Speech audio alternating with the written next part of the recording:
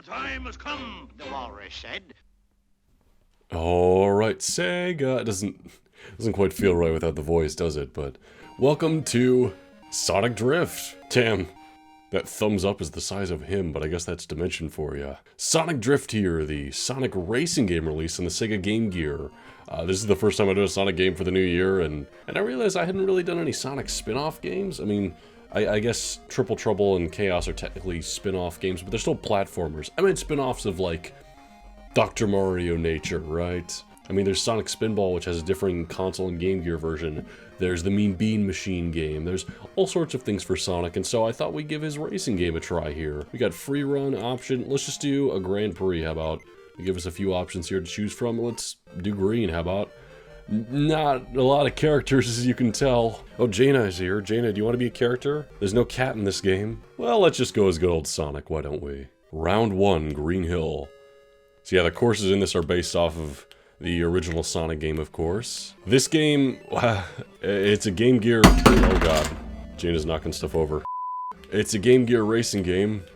I feel that's all I really need to say about it, and then the gameplay kind of speaks for itself. You collect rings, there's some power-ups in the stages if you can stay more centered. Like, oh, I missed that one there. Oh, there we go, we get invincibility, nice, that blue one. Get out of here, Eggman. There's springs. Other than that, it's really just turning and accelerating, and then there's a brake button, of course, at the B button. Something I think you'll immediately take notice of is the fact that half the screen is just showing the mini-map and then the various characters and their rings and such. Like, that's a lot of the screen to dedicate, and it's kind of similar, isn't it, to Super Mario Kart. It kind of makes sense, though, why they have so much of the screen dedicated to the mini-map. I mean, these turns come up so quickly, and you really got to be ready to turn into them. We got level 2 here, which is Marble Zone, also from the original Sonic game. That's kind of the aesthetic we're going for here, and yeah, you know, you look at this and you think a few things. First of all, Sonic driving a car doesn't make any sense. He runs super fast. Why is he in a car? And then you take into account the fact that there's the mini-map, the rings you collect throughout the stages, the levels being kind of based on the main platformer and all being formatted like this. This game is an undeniable, let's face it, an undeniable ripoff of Super Mario Kart and the Super Nintendo. They were trying to capitalize, and this gives you a bit of an idea as to the scene that Sega and Nintendo had at the time. Both companies were trying to get one up on each other, and so yeah, Super Mario Kart was popular. They wanted to kind of capitalize on that with Sonic here. And oh man, we're doing way worse this time around. Tails got first already. Or was that Eggman who got first? I don't know, either way, we got dead last. Ugh. But yeah, the way the circuit's divided, the little victory screen there with the character driving by, this game is an unapologetic copy of Super Mario Kart, just Sonic-ified, if that's a word. And I wouldn't dislike it as much if it weren't for the fact that this is a Game Gear game, and so it's 8-bit, it's limited, it's very limited, and you can feel it.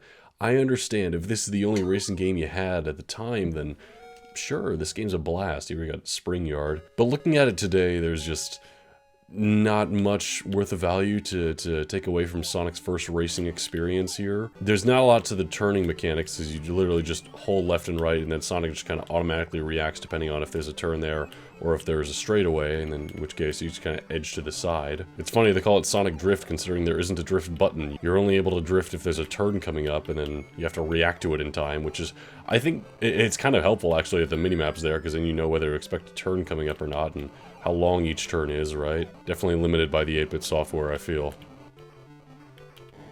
Oh, okay, we got first that time. Alright, how many rounds are there in a circuit? I don't know. Oh, you know what I think it is? I think I know. There's 6 rounds, one for each zone in the original Sonic game, because now we're on Labyrinth. And then the 3 different courses we had are basically equate to the 3 different acts of each zone, right? Oh, there we go, we're speeding on through. Sonic, you want to turn there? Jesus Christ. Oh god. Turn. At least this invincibility's lasting for fucking ever, and I get another one because I respawn. Wow. Alright, yeah, I'm just speeding ahead of the rest. I'm gonna speed boost there. Why is the invincibility theme still playing? I don't have it anymore. I'm like taking damage and everything. Oh, I missed it that time. Uh-oh, Eggman's catching up. Yeah, the AI definitely rubber bands in this. It seems that way anyways. Well, it didn't matter, we won that. So basically the game is 18 levels, and it's divided as if you go through each zone one act at a time. It's kind of interesting. It does mean that each circuit takes a little while, which is kind of backwards for handheld design. I guess the free play is more fun in that way. Again, I have to consider, like, if this is your racing game, growing up in the 90s, this is the one you got, then I can imagine it's a fine, fun time. You know, it's got the Sonic characters, it's got rings, power-ups, a decent variety of levels and a couple of modes from which to play around with, but I don't think there's much worth going back to these days, aside from the novelty of this being the first Sonic racing game, which there would be a lot of Sonic racing games throughout the years. In fact, I think some of the best racing games today, period, are Sonic racing games, which is certainly a wonderful feat, right? And actually, there's an interesting case where there's a particular racing game which, in the early days of the internet, received a lot of flack, but in more recent years has received kind of a cult following, which is a couple racing games after this, but we'll get around to it at some point. Sonic R. That's what I want to get around to for the soundtrack alone, because the soundtrack is amazing. Okay, we got third that time. How are we doing on points? Oh god, we fell behind so much there. Damn, how does Amy only have 1 point? How is that possible? Alright, scrap rain time. Let's try to win and take it home. Go, Sonic. Get past Tails. No, we gotta get past Tails. Oh god, this is just a big-ass curve. Get past Eggman.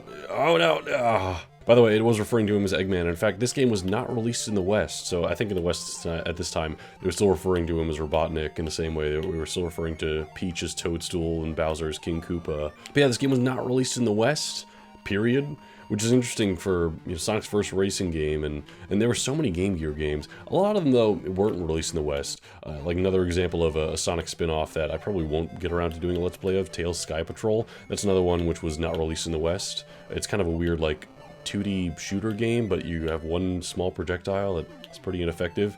I don't know how to describe it really, but yeah, this one we won't bother getting around to. It is Tails' first solo game though, so that's interesting. And Tails would have another one on the Game Gear. Oh, do we win?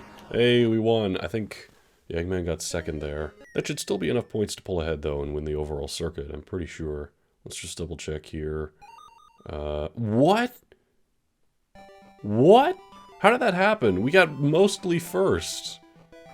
I was not paying attention to the scoring system. What the hell? Alright, that's enough of Sonic Drift. Let's move on to... I wanted to play also Sonic Drift 2 because there's a direct follow-up. That's right, Sonic Drift 2, which is very similar to Sonic Drift 1. This one was released in the West, though. Oh, I do not have it centered there. Sorry about that. Sonic Drift 2 has a few differences here and there. Let's just do a quick free course here. Let's select... Oh, we could select a Grand Prix. Emerald Hill. Do we not get to select a specific race? Oh, no, we do, okay. Oh, there's Ice Cap from Sonic 3. Hell yeah, I'm gonna do that. And then, do we get to pick a character too? Yeah, we get to pick a driver. There's more characters in this game, so we played Sonic Triple Trouble on the channel, which means, yes, we've got pretty much all the cast from every Sonic game leading up to that. So we've got, of course, Sonic, Tails, the iconic duo. We've got Amy from Sonic CD. Eggman, the classic villain, which it calls it Eggman here, even though I'm pretty sure this is the Western release I'm playing, although it might be the Japanese version, I'm not 100% sure. We've got Metal Sonic, also from Sonic CD, just like Amy. And we've got Knuckles from Sonic 3 and Knuckles, and we've got Fang from Sonic Triple Trouble. I kind of like all the heroes and villains are kind of separated, and Knuckles is kind of interchangeable, but no, it's interesting though. Fang, he's got his vehicle there from Sonic Triple Trouble. I like that bit of continuity they have there. And this would be one of the very last appearances of Fang. The only other instance I can immediately think of is he was also playable in a arcade fighting game, which I might play on the channel at some point, maybe on a stream or something. But besides that, Fang just kind of disappears after this, never to be seen again, until like a few years ago when he reappeared, but that's besides the point. Let's do Tails, how about? We got the yellow color over there, which I swapped around the colors. Normally it was yellow down there and blue over there for the majority of my videos last year, but we'll change it up, huh? Alright, let's go. Let's just do this quick race as Tails here to show off that it's very similar gameplay to Sonic Drift 1. I guess they figured because this one released in the West, they didn't have to change all that much because it was a new experience for a lot of folks. Still same controls, some new music there, I like that. The power-ups work a little differently also. We got these side slopes. Power-ups now, how do we use these again? Oh, it's up. Okay, up on the D-pad, that makes sense. I mean, there wasn't any function for that button before. But at least you get the choice of when to use them now instead of just automatically having to use them. I like the music, and I like more of the variety with some of the tracks. I mean, obviously, at this point, there's a lot more Sonic to pull from. But then again, last game, they had Amy in it, so that means Sonic CD was already out at that point. They really just pulled from only Sonic 1, huh? I don't know. But yeah, same kind of gameplay controls here, where we've got the mini-map covering up half the screen, very much inspired by Super Mario Kart, let's be honest. But I will reiterate, if this is... What the fuck? How am I flying? If this is your only racing experience growing up, then it's a fine, fun time. And I don't mean to be too harsh on it, really, even though I think some much better Sonic racing games will come along in the years to come. You know, it's been kind of a while since I did like a home console Sonic game, hasn't it? I mean, last year I did Sonic Triple Trouble, the year before that was Sonic Chaos, and now here we are playing another handheld spin-off game. You know, when are we gonna get back on the console? And that's what a lot of Sonic fans were thinking at the time, because around this era is when the Sega Saturn would release, and the Sega Saturn never had its own main series Sonic game. There's supposed to be one, Sonic Extreme, and there's some promo footage of it, but it was never released. And so I kind of want to work together when the games release into the proper eras, and the next Sonic game wouldn't come out till '99 on technically the next generation up from N64 PlayStation, so I don't want to get to that just yet. I will get around to it soon. I do love that game, but it'll have to wait for now. In the meantime, this was Sonic Drift. Kind of interesting experiment, right? Having the Sonic cast in cars and driving around, right? In a Super Mario Kart style. But it's enjoyable. And again, if this is what you had at the time, it works. It works. I'll give it that. And Sonic Drift 2, I like it. It's remarkable as being one of the last appearances of Fang the Sniper. Well, either way, thanks for watching today's video, and I'll be back with more Ocarina of Time tomorrow, so look forward to that. Until then, take care.